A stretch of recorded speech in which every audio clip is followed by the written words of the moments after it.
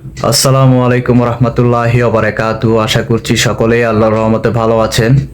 আজকে আমরা আরেকটি খুব ইম্পর্টেন্ট গুরুত্বপূর্ণ ক্লাস শেয়ার করতে যাচ্ছি। আজকে আমাদের টপিক হচ্ছে যে কজেটিভ ভার্ব।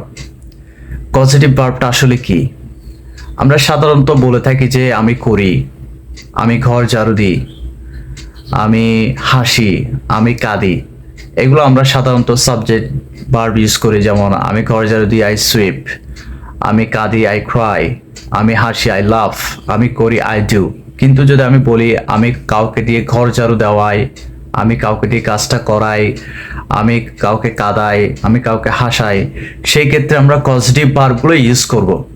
এই ক্ষেত্রে আমরা কজেটিভ ভার্ব হিসেবে তিনটা শব্দ ব্যবহার করি, get, make, have. Get, make, have. আপনি যদি কনভিন্স করে কাউকে কিছু করান বা কৌশলে কাউকে কিছু করালে সেক্ষেত্রে আমরা ব্যবহার করব গেট। আর আপনি যদি কাউকে জোর করে কিছু করান সেই ক্ষেত্রে আমরা ইউজ করব মেক। আর আপনি যদি কাউকে দিয়ে কোনো কাজ করান এবং সেই কাজটা তার দায়িত্ব, সেই ক্ষেত্রে আমরা ব্যবহার করব have.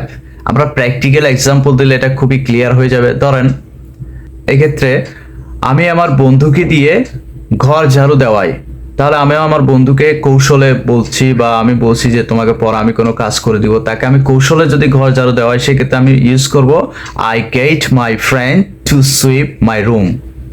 I get my friend, I get my friend two sweep my room. আমি আমার বন্ধুকে দিয়ে ঘর ঝাড়ু দেওয়াই। এখন যদি ধরেন আমি আমার ছোট বোন বা ছোট ভাইকে, তাদেরকে আমি বসে ঘর ঝাড়ু দাও বা আমি রাগ দেখাই, তাদেরকে দিয়ে যদি জোর করে আমি ঘর ঝাড়ু দেওয়াই সেক্ষেত্রে আমি বলবো I make my younger brother or younger sister sweep the room. Make use করলে এখানে আমি সুইপের সাথে টু ইউজ করব না, কিন্তু মেকের পরে করব না। তাহলে আমি কি বলতে পারি, এটা আমি আমার ছোট বোন বা ছোট ভাইকে দিয়ে ঘর ঝাড়ু দেওয়া, এটা কিভাবে বলবো? I make my younger brother or sister sweep the room. I make my younger brother or younger sister sweep the room. এরপরে যদি আমি কোনো একটা হাউস কিপার রাখি আমার ঘরের জন্য এবং তাকে আমি মাসে পেইড করি এই কাজের জন্য, তো আমি যদি বলি যে আমি আমার হাউস কিপার দিয়ে বা গৃহকর্মীকে দিয়ে ঘর ঝাড়ু দেওয়াই। এখন এই ঘর ঝাড়ু দেওয়াটা আমার হাউস কিপারের দায়িত্ব, গৃহকর্মীর দায়িত্ব। তাকে আমার কনভিন্স করতে হবে না বা তাকে আমি জোর করতে হবে না, কারণ তাকে আমি পে করি মাসে, এটার জন্য কাজের জন্য আমি পে করি। সেই ক্ষেত্রে আমরা বলতে পারি I have my house keeper sweep the room. আমরা কিভাবে বলতে পারি? I have my house keeper sweep the room. তাহলে এখানে আমি হ্যাভ ইউজ করেছি। আমরা হ্যাভ কোথায় ইউজ করব? যদি সেই কাজটা তার দায়িত্ব হয়।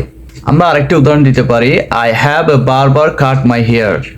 I have a barber cut my hair. আমি একজন নাপিতকে দিয়ে আমার চুল কাটাই। তাহলে চুল কাটানোটা নাপিতের দায়িত্ব বা চুল কাটানোর জন্য আমি নাপিতকে পে করছি। সো এভাবে যদি আমরা প্র্যাকটিক্যালি প্র্যাকটিস করি, সো পজিটিভ ভার্বটা আমাদের কাছে ক্লিয়ার হয়ে যাবে। আমরা সহজে আমাদের ডেইলি এবং প্র্যাকটিক্যাল লাইফে আমরা এগুলো ব্যবহার করতে পারবো ইনশাল্লাহ। ওকে, আশা করছি আপনারা বুঝতে পেরেছেন এই সংক্ষিপ্ত ভিডিওর মাধ্যমে।